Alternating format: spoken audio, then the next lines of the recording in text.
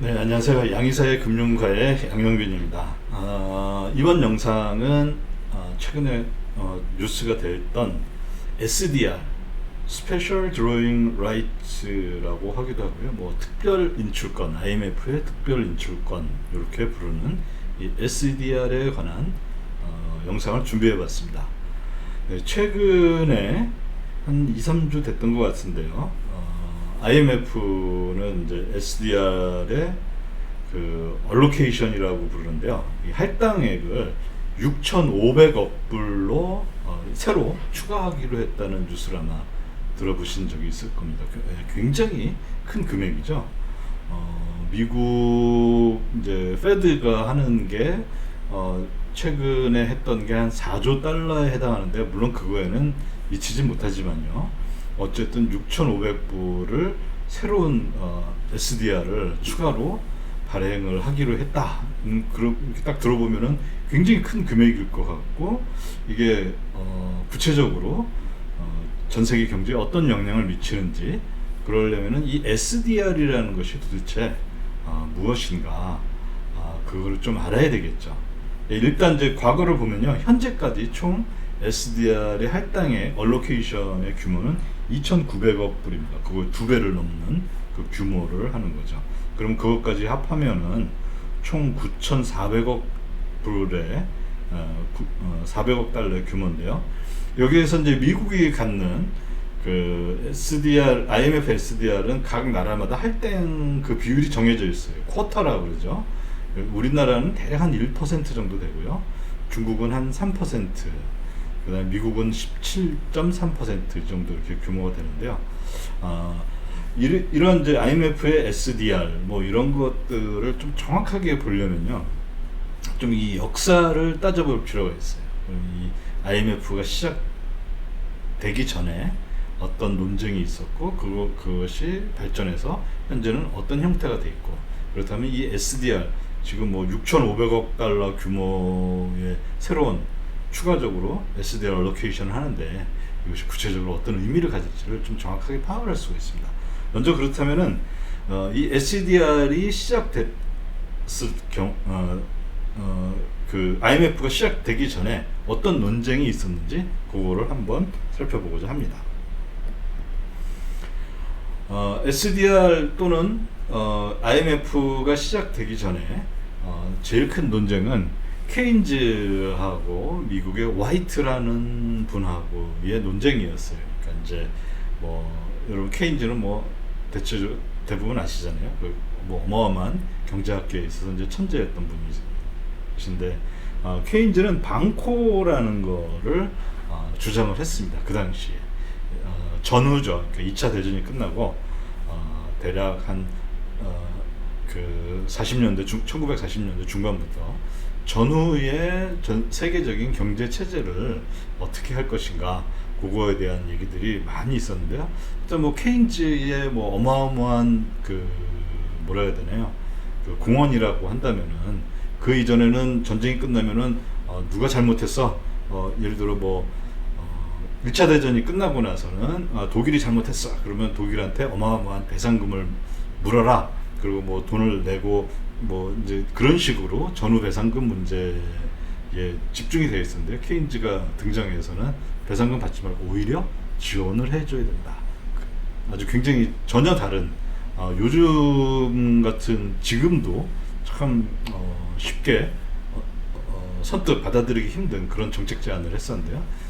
케인즈의 그런 정책 제안은 결국에는 마샬 플랜으로 그 열매를 맺죠. 그래서 뭐 실제 동유럽, 유럽과 뭐 영국이나 또 일본에도 그 마샬 플랜 때문에 굉장히 많은 지원을 받고, 그걸 전후 복구 사업에 투자를 하게 되는데요. 어쨌든 이제 케인즈의 이제 그런 거는 이제 구체적인 지원이고요. 그 다음에 금융 체계를 만드는 거에 있어서는 케인즈는 방코라는 체제, 요거를 구성을 했습니다. 그럼 케인즈의 방코 체제는 뭐냐? 국제은행이 있고, 이게 뭐 예를 들어 이제 이 전체 국제 금융 시장을 관장하는 큰 은행이 있고, 그 다음에 전후 상황이니까 흑자국이 있었겠죠. 다음에 당연히 적자국도 있겠죠. 뭐 이건 대부분 유럽이겠죠. 그러면 케인즈가 구상했던 것은 그렇습니다. 적자국이 이제 전쟁으로 피폐해져가지고 그 경제가 망가진 상태고, 흑자국은 뭐 전쟁 통해서 돈을 벌었으니까요. 그런데 적자국은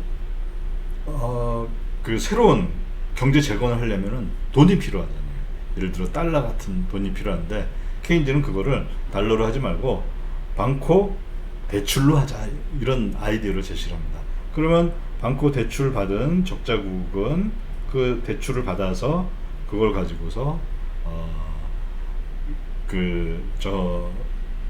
전후 복구 사업에 하겠죠. 그 다음에 흑자국은 그거를 방코 예금으로 국제은행에 예치를 해라, 이런 체제를 생각을 했습니다. 그럼 케인즈는 뭐냐면은, 그럼 이걸 통해서 이 방코 예금과 방코 그 대출은 국제시장에서 통용되는, 이걸 갖고서 이제 직접 저거 살 수도 있는 거죠. 뭐 기계를 산다든지 이런 것들 할 수 있는 그런 거를 생각을 했고요. 재밌는 것은 뭐 이거 당연하지만은, 예를 들어 방코 대출을 받았으면은 이자를 내라, 뭐 너무 당연하죠. 그런데 케인즈가 또 여기서 케인즈는 한 걸음 더 나가서, 흑자국 너네도 예금이 있으면은 흑자만 쌓을 게 아니라 그거에 대해서 비용을 내라, 이런 아주 좀 획기적인 제안을 했습니다. 이거 미국이 받아들일 수 있을까요? 예, 당연히 받아들이기 힘들었겠죠. 지금 마셜 플랜 해가지고 우리가 돈도 주고 그러는데 지금 힘들어 죽겠는데, 뭐 나름대로 이제 힘든데, 아니 흑자를 받는데 그거에 대해서 비용을 지불해라, 그 도저히 받아들이기 힘들겠죠.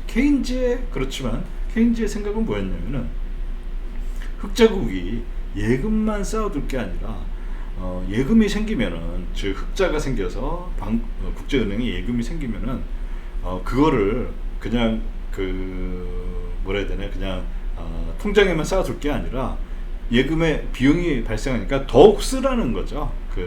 그러면 이 예금을 줄이고, 여기 예금 대신에 예금을 예를 들어 예금이 100이 있었으면은 예금을 예를 들어 한 50을 줄이고, 그 다음에 대출을 해라 이거죠. 대출을 플러스 50 이렇게 해서 이 유럽의 적자국, 이거 쓸 땐 유럽의 적자국밖에 없죠. 거기다 더 그거를 대출을 받으면은 유럽의 적자국도 또 열심히 또 그걸 가지고서 굉장히 생산을 많이 하고, 그런 식으로 선순환이 이루어지게 해야지 이 전후 복구나 이 전체적인 세계 경제 안정을 꾀할 수 있다. 근데 당연히 이제 미국으로서는 받아들이기 힘들었죠. 우리가 뭐 자선사업가냐, 뭐 예를 들어 이런 식의 반응을 보였는데, 이게 만약에 그 당시에 받아들여졌다면은 지금과 같은 심각한 무역 불균형 같은 것들은 아마 없었을 겁니다. 그렇지만 이게 그 당시 받아들이지 않으니까, 지금 같은, 예를 들어 중국한테 너는 무역 흑자 많이 나니까, 만약에 방코 체제가 있었다면 흑자 난 것만큼 예금을 갖고 있으면은, 지금 중국이 굉장히 많은 예금을 흑자에 대해서 국제 통화를 준비금을 갖고 있잖아요. 그거에 대해서 이자를 내라 그랬으면 당연히 그거를 덜 소유를 하고 있었겠죠. 그러면 이제 이러한 불균형 문제도 상당히 그 당시에 미국이 이걸 받아들였다면요, 했을 텐데, 그 불균형 문제도 상당히 이제 어느 정도는 해결이 됐을 텐데, 어쨌든 미국은 이걸 거부를 했고요. 미국이 원했던 안은 뭐였냐면, 바로 유명한 SDR이었습니다.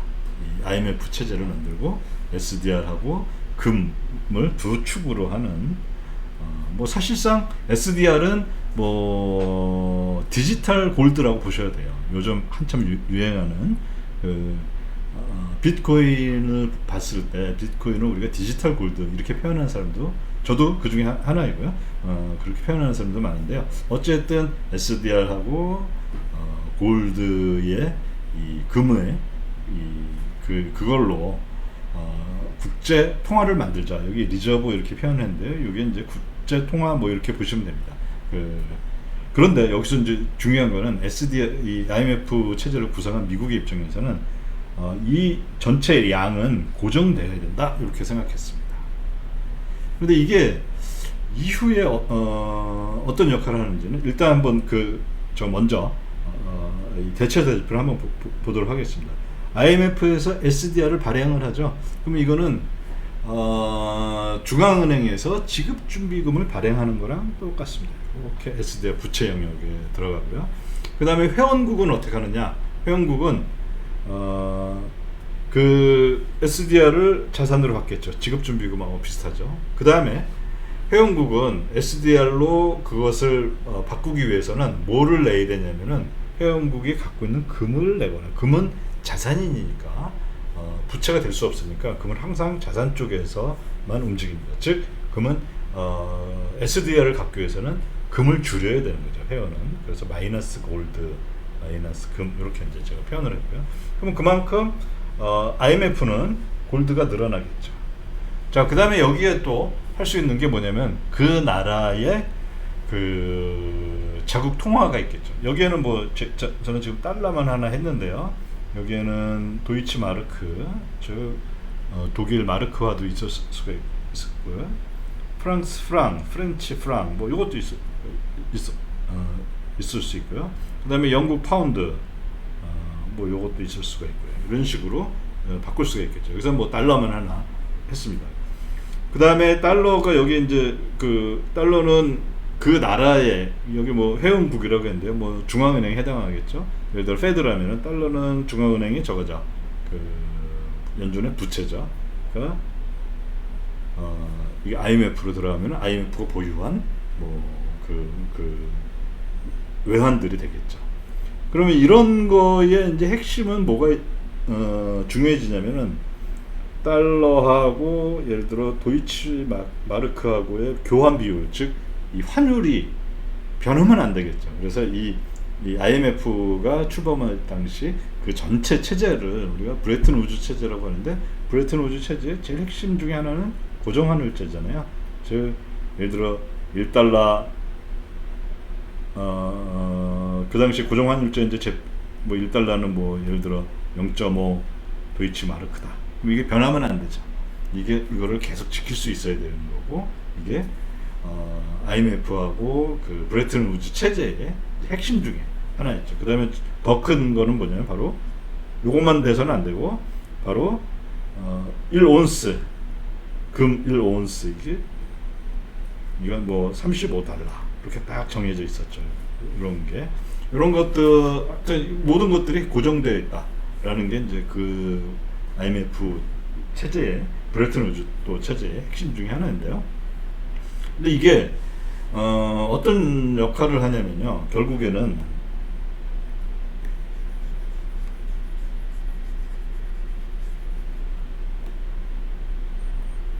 SDR의 양이 정해져 있어요.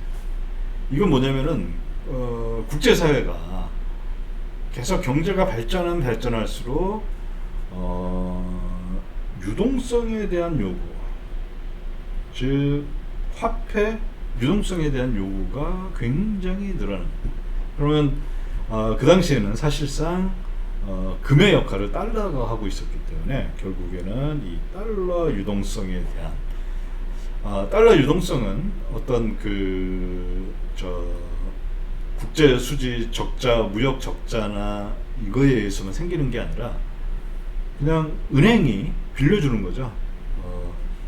그 은행이 신용 창조하듯이 이 달러 유동성에 대한 그 요구가 이 전체적인 경제 규모가 늘어날수록 유동성이 커집니다. 그럼 그거에 대해서 IMF는 결국에 이 SDR의 제일 큰 한계는 이 IMF 체제의 제일 큰 한계는 뭐냐면은 SDR 양 자체는 고정이 되는데 세계 경제 점점 그 규모가 커진다는 거죠. 그 점점 발전하니까요. 그래서 달러 유동성 수요가 급증하는데 IMF 체제 자체는 그 미국이 원했던 IMF 체제 자체는 이건 세계 중앙은행이 아니었습니다. 세계 중앙은행이 아니고 그냥 그 SDR만 안정적으로 그 딱 고정된 그것만 공급한 그런 거에 해당했겠죠. 그래서 그런데 유동성은 달러 유동성에 대한 수요는 급증하는데 달러 공급이 점점 어려워지는 거예요. 이 IMF 그 다음에 브레튼 더 핵심적으로 브레튼 우주 체제에서는. 그래서 미국이 결국에는 이게 어떻게 되냐면 미국을 하나의 은행으로 본다면은 미국에서 유동성 공급을 책임져 주는 그런 역할을 하죠. 근데 유동성 공급은 많은 사람들이 또는 많은 학자들도 마찬가지인데요. 이 달러 유동성 공급은 무역 수지에 의해서 무역 수지 흑자 국가가 달러를 많이 가져가겠죠. 무역 수지 흑자가 나면. 근데 이 무역 수지랑 사실은 관계 없고요. 요런 제가 그동안 저기 어디냐 이전 영상에서 얘기했던 QE에 대한 설명을 했을 때 했던 유동성을 공급하는 거는 사실 무역 수지 흑자하고는 별로 관련이 없고요. 그냥 은행의 대출과 같은 거랑 굉장히 유사하죠. 여기를 미국 뭐 예를 들어 페드 연준이라고 본다면요. 단기 달러 예금을 주는 거는 이게 바로 뭐냐면은 연준이 리저브 공급하는 거랑 지급준비금 공급하는 거랑 굉장히 유사합니다. 그럼 유럽은 달러를 갖죠. 유럽의 국가들은 달러를 갖고 대신 유럽의 국가들은 뭘로 주겠어요? 그거를 장기 채권으로 이렇게 바꿔서 주겠죠. 그럼 미국은 오케이죠. 근데 이거 왜 미국으로서는 굉장히 좋은 장사였느냐? 단기 예금 또는 예금을 유럽한테 주는 거, 그거는 이자율이 거의 0%에 가까웠어요. 그런데 장기 채권으로 받는 거는 이자율이 굉장히 높았겠죠. 또 전후니까 상당히 높았겠죠. 뭐 예를 들어 5%, 심지어 10%, 더 갔을 수도 있고.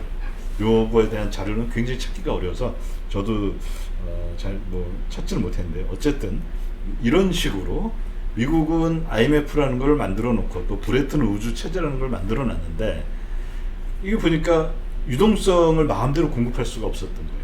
그러면은 미국은 어떻게 했느냐? 그거를 미국의 사금융이라는 은행이죠. 은행들이 이런 식으로 달러 예금을 유럽에 공급함으로써 유동성에 대한 것들을, 유동성 공급을 책임져 왔던 거죠. 이게 바로 우리가 알고 있는 이 유로 달러 시장이라는 거죠.